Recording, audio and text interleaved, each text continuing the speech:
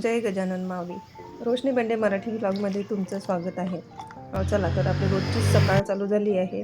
तर आज मी तुमच्यासोबत शेअर करणार आहे सकाळचं घाईघाईचं जे असतं ते आपलं रुटीन. उठता खिपी लागणारा चहा छान असा उकळून झाला आणि सूर्यनारायणाचंही दर्शन वगैरे घेऊन झालं. चला तर आज सकाळची आपण काय करायचं टिफिनमध्ये वगैरे याचा प्रश्न. तर आज म्हटलं टिफिन आणि दुपारचं जेवण एकखट्टेच आपण बनवून घेऊया. कारण नाश्ता बनवायची अशी काही झणझण नव्हती. पपई, टरबूज, भरपूर फ्रूट्स होते. सगळ्यांनी ज्यांना जे आवडले ते फ्रूट्स घेऊन खाऊन घेतले. म्हणून आज नाश्ता स्किप झाला. तर आज मी दुपारचं जेवण आणि टिफिनमध्ये राध्यासाठी थोडं मध्ये तुम्हाला दाखवतेच काय केलं म्हणून. तर आज मी बनवणार आहे छान वरण, गंगाफळाची भाजी, भात आणि आणि छोटे छोटे तुपातील पराठे. पराठे असे क्रिस्पी आणि छान लागतात चवीला पण. चला तर मग इथं स्वयंपाकाला आपली सुरुवात झालेली आहे. मी डाळीचा कुकर ऑलरेडी लावला. मी डाळीला काय करते, तुरीची डाळ चांगली छान 3-4 पाण्याने मी वॉश करून घेतली आणि वॉश केल्यानंतर मी गॅसवरती ठेवली. गॅसवर ठेवल्यानंतर 5-10 मिनिटांनी उकळी आली छान आणि जो फेस वरती येतो तो फेस मी काढून घेते, जेणेकरून वरण मग त्रास देत नाही. आणि त्यामध्ये मी हळद, हिंग आणि थोडं डाळ शिजण्यासाठी शेंगदाण्याचं तेल टाकून घेतलं आणि कुकर लावून घेतला. कुकर होईल तोपर्यंत मी टिफिनसाठी 2 पोळ्या बनवून घेतल्या आणि दादाला खरडाळ खूप आवडते वरणाची. वरण झाल्यानंतर ते लोणून घेतलं आणि त्याला खरडाळमध्ये आणि त्या खरडाळमध्ये मीठ, चटणी आणि तेल टाकून मिक्स करून दिली. सांबारही छान लागतो त्यामध्ये. पराठ्यांसाठी डो तयार झाला आपला. इथं वर पातळ करायला ठेवलं आणि त्याच कुकरमध्ये मी तांदूळ घेतला आणि तांदूळ घेतल्यानंतर 3-4 पाण्याने छान वॉश केला.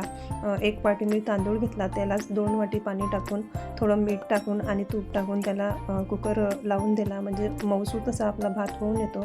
आणि इकडे तयारी करायला घेतली आपल्या गंगाफळाच्या भाजीची. गंगाफळ छान असं चिरायला घेतलं.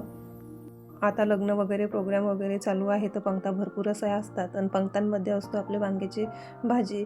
तर चला म्हटलं आज गंगाफळ वगैरे काही वेगळं करू, कारण तेच तेच खाऊन घरातलेही कंटाळतात. आता गंगाफळाची भाजीसाठी मी गंगाफळ चिरून घेतलं, छान धुवायला पाण्यामध्ये टाकून दिलं. कारण फ्रीजमध्ये असलं की ते भरपूर असं थंड असतं आणि थंड थंड फोडणीला टाकलं की शिजायला भरपूर वेळ लागतो. म्हणून मी थोडं कोमट पाण्यामध्ये त्याला टाकून घेतलं आणि फोडणीसाठी माझ्याकडे एक मिनी मिक्सरचं भांडं आहे. त्यामध्ये मी लसणाच्या पाकळ्या टाकल्या, अद्रक टाकलं आणि मिरच्या आणि जिरं टाकून असा त्याचा एक ठेचा करून घेतला आणि फोडणीला कढई ठेवली. कढई छान तापू दिली. कढई तापल्यानंतर मोहरी, जिरं तडतडू दिलं, लाल होऊ दिलं आणि जो ठेचा केलेला होता त्यामध्ये टाकला. गॅस आपला मीडियमच ठेवा, म्हणजे आपली फोडणी जळाली नको. आणि घरामध्ये जो गरम मसाला असतो तो त्यामध्ये 1 चमचा टाकला आणि हळद टाकली आणि मीडियम गॅसवर छान असं परतून घेतलं. आता परतून झाल्यानंतर जे गरम पाण्यामध्ये काप टाकलेले होते ते नितारून घेतले आणि कढईमध्ये टाकून घेतले. छान हलवून वगैरे घेतलं आणि हलवून घेतल्यानंतर चवीनुसार आपल्याला आवडेल तसं त्यामध्ये मीठ टाकून घ्या. इथं मी चवीनुसार मीठ टाकून घेतलं. बारीक चिरून छान कोथिंबीर टाकून घ्या. माझ्याकडे कोथिंबीर नव्हती, कारण मार्केटला जाणं झालं नाही. 7 दिवसाचा आठवडी बाजार असतो, तशी ती पुरवावी लागते. आता उन्हाळ्याचे दिवस आहे तर शेतात पण काही अशी नाही आहे. आणि मधून जे आपण गंगाफळाची भाजी टाकली ते चेक करत राहा, झाकण ठेवून द्या. छान वाफ आली की भाजी छान होते. इथं माझी भाजी शिजून आली, मी बाजूला काढून घेतलं. आता हे आमच्या घरात आवडणारे मिनी पराठे सर्वांना भरपूर असे आवडतात. म्हणून मी चपात्या वगैरे अवॉइडच करते आणि हे पराठेच करते. करायलाही सोपे असतात आणि चवीलाही छान लागतात. कणकेचा डो बनवताना मी डोमध्ये थोडी हळद टाकली, मीठ टाकलं चवीनुसार आणि आपल्या घरामध्ये असणारा ओवा घेतला आणि भरपूर असा त्यामध्ये ओवा टाकला आणि तेल टाकलं थोडं आणि छान असं चोळून त्याचा डो तयार करून घेतला. म्हणजे याची चव एक वेगळी लागते, पोळ्यासारखी नाही लागत. मी पॅन ठेवून घेतलं गॅसवरती, छान असं तापू दिलं आणि त्यामध्ये 4-5 चमचे तूप टाकून घेतलं. तूप मीडियम गॅसवर तपायला ठेवलं. पॅनमधील तूप तापेन तोपर्यंत इथं मी डोचे 4 असे गोल गोल उड्डे करून घेतले आणि असे छान राऊंडमध्ये आपण चाकी करतो त्या राऊंडमध्ये लाटून घेतले आणि जेमतेम जी चाकी करतो त्याला तेल लावून 4 पोळी तसंच करून घ्यायचं. पोळी 4 चाकी करून घेतल्यावर जे साईडचं ओपन राहते ते छान असं दाबून घ्यायचं. असे 4-5 मी करून घेतले.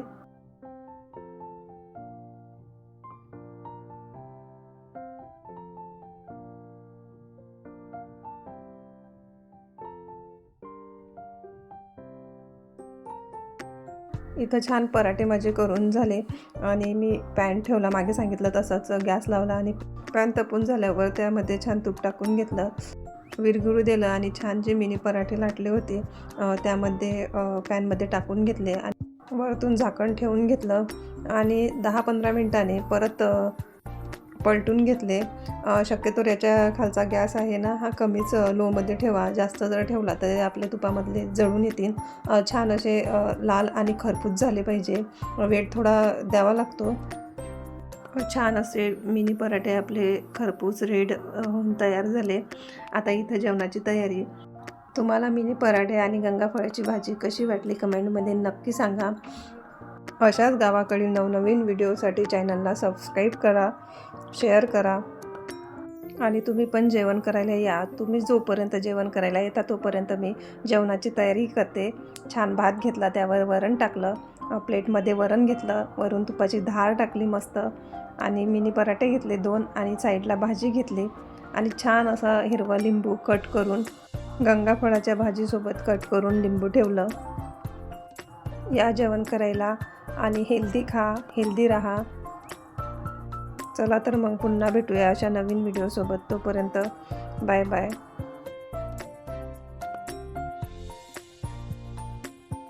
आणि हो विसरलीस, जोपर्यंत जेवणामध्ये गोड येत नाही तोपर्यंत जेवण पूर्ण होत नाही. तर भातावर छान मी गूळ टाकून घेतला.